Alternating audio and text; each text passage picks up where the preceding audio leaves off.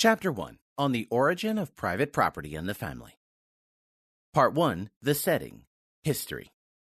It is reasonable to begin human history 5 million years ago, when the human line of evolutionary descent separated from that of our closest non-human relative, the chimpanzee.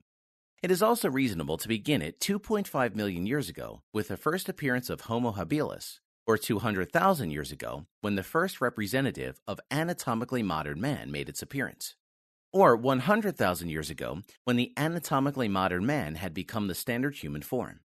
Instead, I want to begin only 50,000 years ago when anatomically modern man had evolved into behaviorally modern man. This is an eminently reasonable starting point too. Behaviorally modern human refers to the existence of hunter-gatherers, of which even today some small pockets have remained.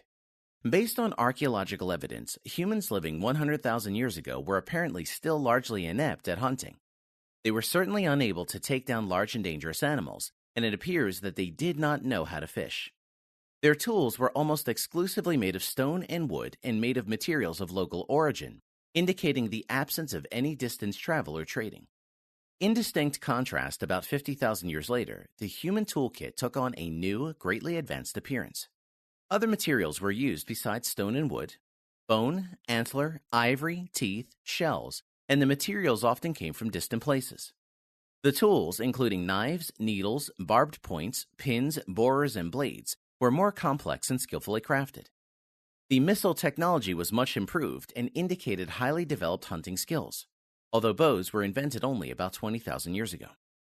As well, man knew how to fish and was apparently able to build boats. Moreover, next to plain functional tools, seemingly purely artistic implements, ornaments, figurines, and musical instruments, such as bird-bone flutes, appeared on the scene at this time. It has been hypothesized that what made this momentous development possible was a genetic change leading to the emergence of language, which involved a radical improvement in man's ability to learn and innovate. The archaic humans, Homo ergaster, Homo neanderthalensis, Homo erectus, did not have command of a language. To be sure, it can be safely assumed that they employ, as do many of the higher animals, the two so-called lower functions of language: the expressive or symptomatic function and the trigger or signal function. However, they were apparently incapable of performing the two higher cognitive functions of language: the descriptive and especially the argumentative function. These unique human abilities, so uniquely human indeed that one cannot think them away from our existence without falling into internal contradictions, of forming simple descriptive statements, propositions, such as "this subject is a predicate," which claims to be true, and especially of presenting arguments, chains of propositions, such as "this is A, every A is B, hence this is B," which claim to be valid, emerged apparently only about 50,000 years ago. Footnote 3 references Luigi Luca Cavalli Sforza, Genes, Peoples, and Languages, Berkeley University of California Press, 2000. Page 93 dates the origin of language at around 100,000 years ago, but given the above-cited archaeological evidence, the later, more recent date of only 50,000 years ago appears more likely. Without language, human coordination had to occur via instincts, of which humans possess very few, or by means of physical direction or manipulation, and learning had to be either through imitation or by means of internal, implicit inferences. In distinct contrast with language, that is, with words, sounds associated with and logically tied to certain objects and concepts, characteristics, coordination could be achieved by mere symbols, and learning thus became independent of sense impressions, observations, and inferences could be made externally, explicitly, and hence became intersubjectively reproducible and controllable. That is, by means of language, knowledge could be transmitted to distant places and times. It was no longer tied to perception. One could communicate about matters, knowledge acquired and accumulated, far away in time and place. And because our reasoning process, our train of thought leading us to certain inferences and conclusions became objectified in external, intersubjectively ascertainable arguments, it could not only be easily transferred through time and space, but at the same time be publicly criticized, improved, and corrected. It is no wonder then that hand in hand with the emergence of language, revolutionary changes in technology would come about. About 100,000 years ago, the population size of modern humans, our immediate predecessors, is estimated to have been around 50,000, spread across the African continent and northward into the Middle East, the region of today's Israel. From about 80,000 to 70,000 years ago, the Earth experienced a significant cooling period. As a consequence, the Neanderthals who lived in Europe and in the course of many millennia had adjusted to cold climates moved southward, where they clashed with and apparently destroyed their African relatives in large numbers. In addition, an extended dry period beginning about 60,000 years ago robbed modern man of much of his subsistence basis, such that 50,000 years ago the number of modern humans may not have exceeded 5,000 confined to Northeast Africa. However, from then on, the rise of modern humans has been uninterrupted, spreading all across the globe and eventually displacing all of their archaic relatives. The last Neanderthals, holed up in some caves near Gibraltar, are believed to have become extinct about 25,000 years ago. The last remnants of Homo erectus found on the Indonesian island of Flores date back about 13,000 years.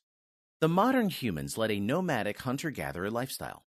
Societies were composed of small bands of people, 10 to 30, which occasionally met and formed a common genetic pool of about 150 and maybe up to 500 people, a size which geneticists have found to be necessary in order to avoid dysgenic effects.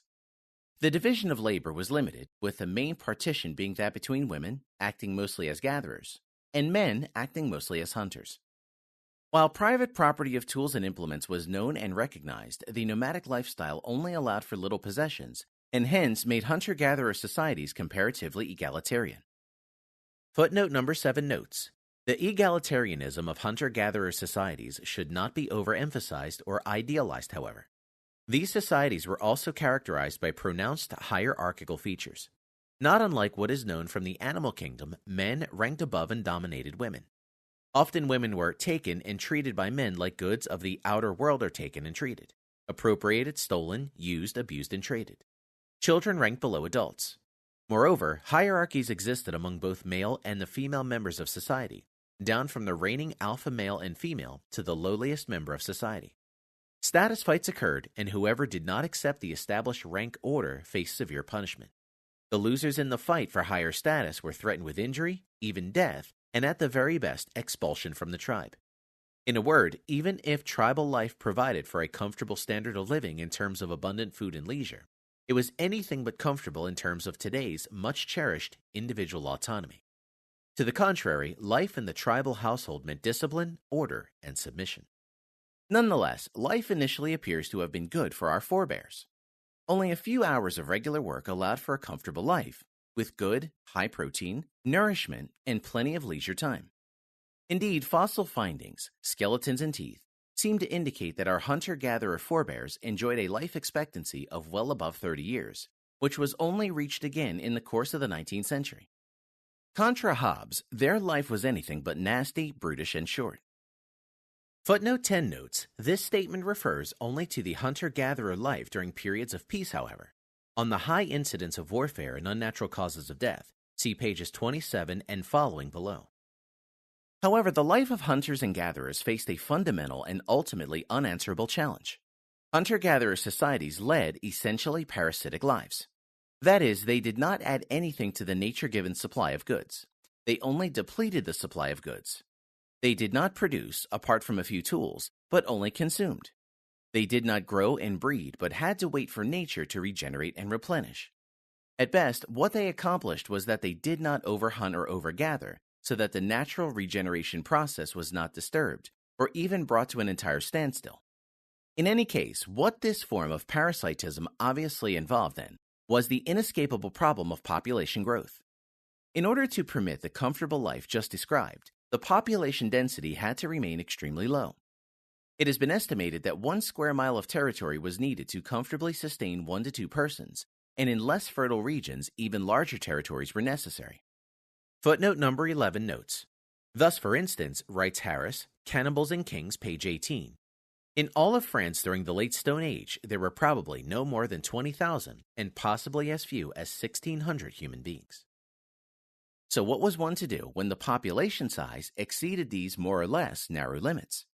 People could, of course, try to prevent such population pressure from emerging. And indeed, hunter-gatherer societies tried their best in this regard. They induced abortions. They engaged in infanticide, especially female infanticide. and they reduce the number of pregnancies by engaging in long periods of breastfeeding, which in combination with the low body fat characteristic of constantly mobile and moving women, reduces female fertility. Yet while this alleviated the problem, it did not solve it. The population kept increasing. Given that the population size could not be maintained at a stationary level, only three alternatives existed for the steadily emerging excess population.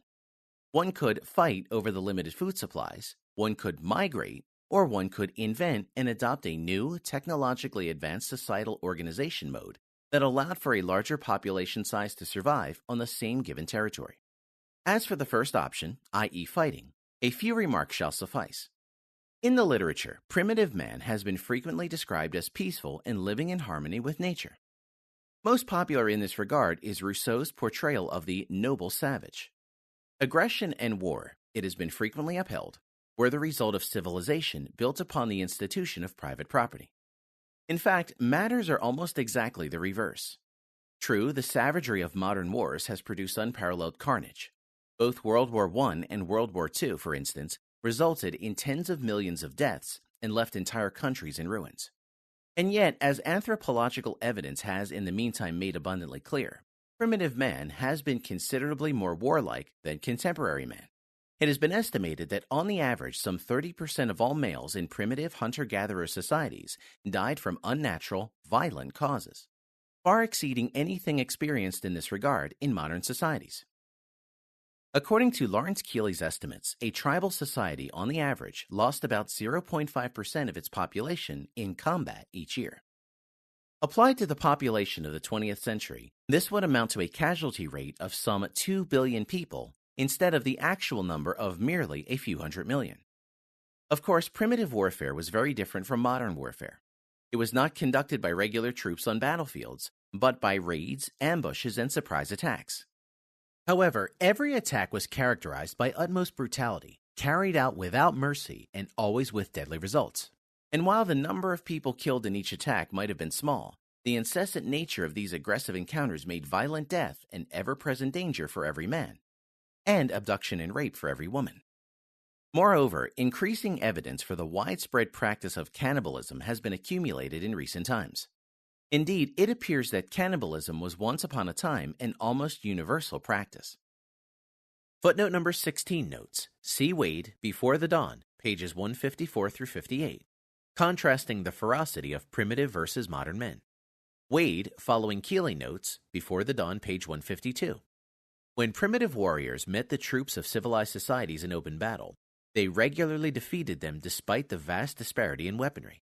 In the Indian Wars, the U.S. Army usually suffered severe defeats when caught in the open, such as by the Seminoles in 1834, and at the Battle of Little Bighorn. In 1879, the British Army in South Africa, equipped with artillery and Gatling guns, was convincingly defeated by Zulus, armed mostly with spears and oxhide shields, at the battles of Isandlwana, Myers Drift, and Holobane. The French were sent off by the Tuareg of the Sahara in the 1890s. The state armies prevailed in the end only through larger manpower and attritional campaigns, not by superior fighting skill. More importantly, these findings regarding primitive man's warlikeness are not just anthropological curiosities, i.e. features that one might consider incidental to the true nature of hunter-gatherer societies.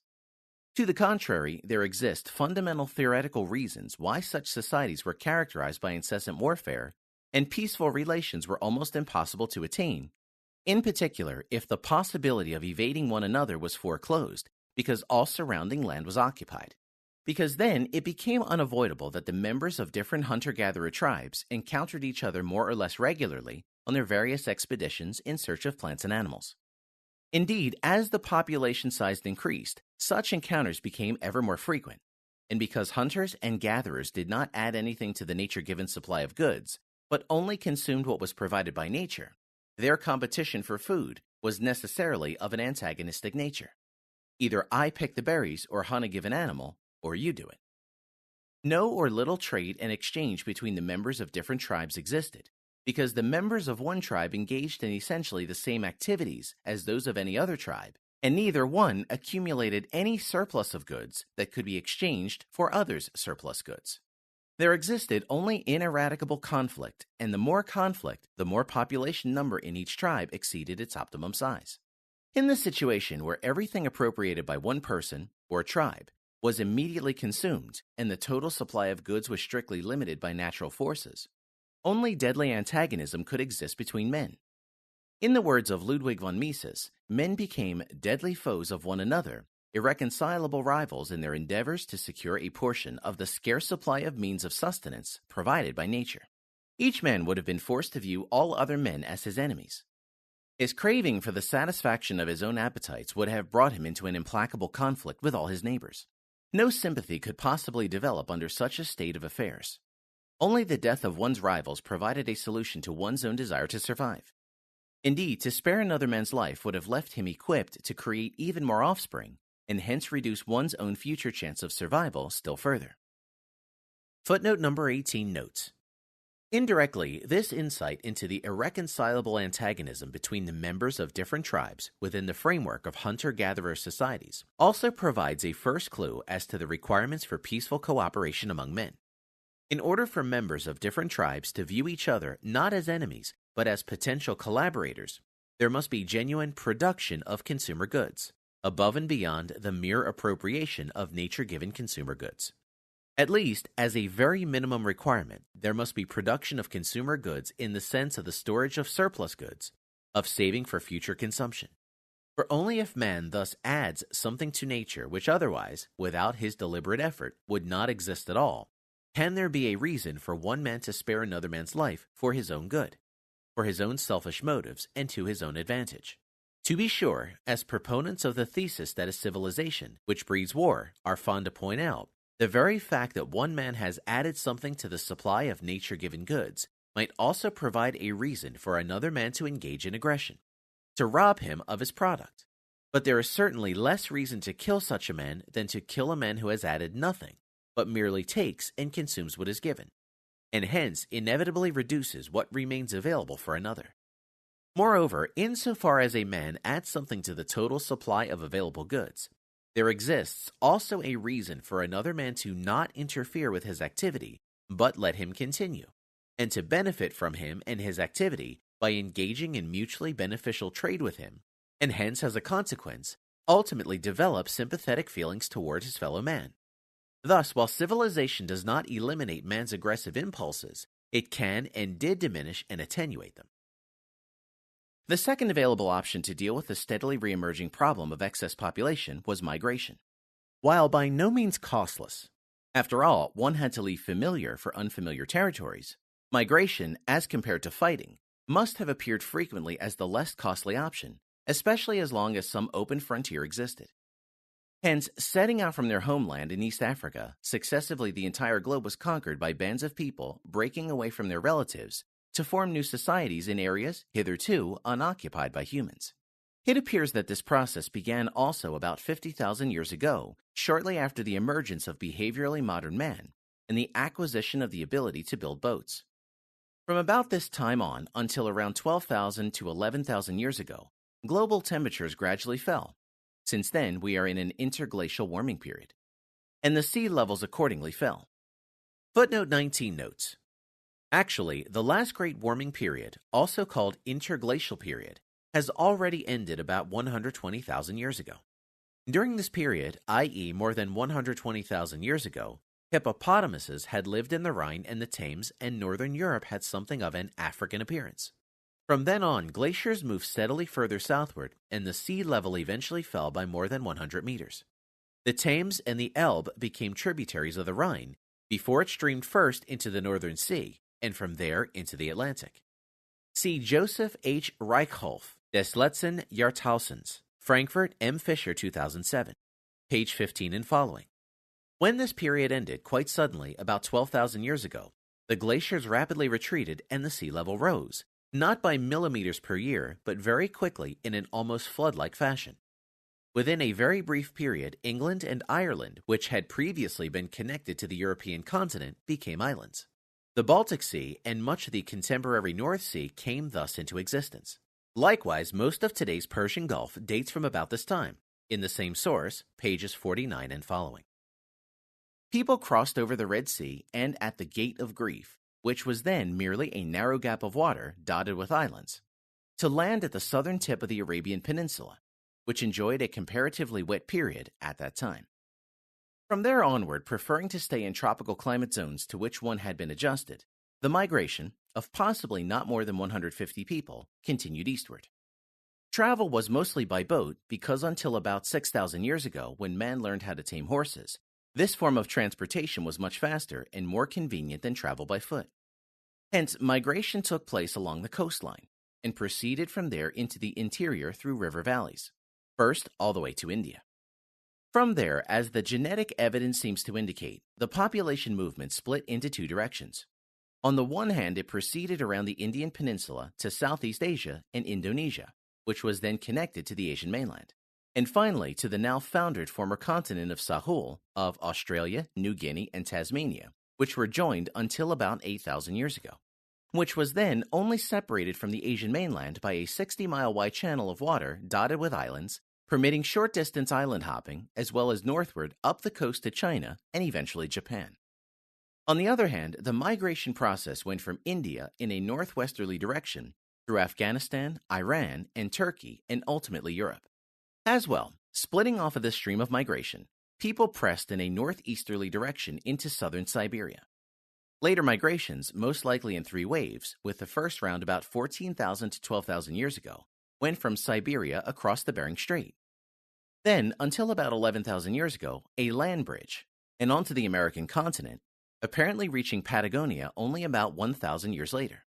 Archaeological findings of human remains in southern Chile have been dated as 12,500 years old. The last migration route set out from Taiwan, which was occupied about 5,000 years ago, sailing across the Pacific to reach the Polynesian Islands, and finally, only about 800 years ago, New Zealand. The process was essentially always the same. A group invaded some territory, population pressure mounted, some people stayed put, a subgroup moved further on, generation after generation, along the coastline, following rivers and game and avoiding deserts and high mountains. The migration from Africa all the way to Australia may have taken about 4,000 to 5,000 years, and migration to Europe 7,000 years. The oldest artifacts there ascribed to modern humans, found in Bulgaria, date about 43,000 years back, and another 7,000 years to reach western Spain. Once broken up, practically no contact existed between the various hunter-gatherer societies. Consequently, although initially closely related to one another through direct kinship relations, these societies formed separated genetic pools and confronted with different natural environments, and as the result of mutations and genetic drift interacting with natural selection, in the course of time they took on distinctly different appearances. By and large, the genetic difference between various societies increased in correlation with their spatial distance between societies and the duration of their separation time. Different ethnicities emerged, and later also distinctly different human races. These emerging, genetically based differences concern matters such as skin color, physical build and strength, resistance to cold temperatures, and to various diseases, and tolerance vis-a-vis certain substances. They also concerned cognitive matters, however. Thus, genetic evidence exists for two significant further developments regarding the size and cognitive powers of the human brain. One such development occurred about 37,000 years ago and affected most of the population in Europe as well as in East Asia, but left very few traces in Africa. And another occurred around 6,000 years ago and affected mostly people in the Middle East and Europe, but had less impact in East Asia and almost none in sub-Saharan Africa. Moreover, hand in hand with the geographical and correlated genetic differentiation of humans went a linguistic differentiation. Very much in agreement with and supported by genetic, biological evidence, some linguists, in particular Merit Rulin, following in the footsteps of the pioneering work of Joseph Greenberg, have made the plausible case for a single human proto-language, from which all human languages can be derived as more or less distant relatives. Obviously, the original immigrants from the African homeland, some 50,000 years ago, would have spoken the same language, and so it seems hardly surprising that the above-sketched population movement and the splitting of groups of people into different genetic pools, more or less separated in time and space from one another, should be closely mirrored by a differentiation of languages, the grouping of different languages into language families, and the grouping of these into still larger superfamilies. Likewise, the process of the proliferation of languages appears to have followed a predictable pattern. First, with the spread of humans around the world as hunters and gatherers, and the concomitant proliferation of distinct, separated genetic pools, a successively increasing number of different languages emerged. Thus, for instance, of the 6,000 different languages still spoken today, some 1,200 languages are spoken in New Guinea, one of the most primitive remaining world regions, half of which have no more than the magic number of 500 speakers and none more than 100,000. Then, however, with the beginning of human settlement some 11,000 years ago, and the following transition to agriculture and the attendant expansion and intensification of the division of labor, more on which later on, a countervailing and even contrary tendency appears to have come into existence. Just as the genetic pools appear to have widened, so the number of different languages spoken has successively diminished.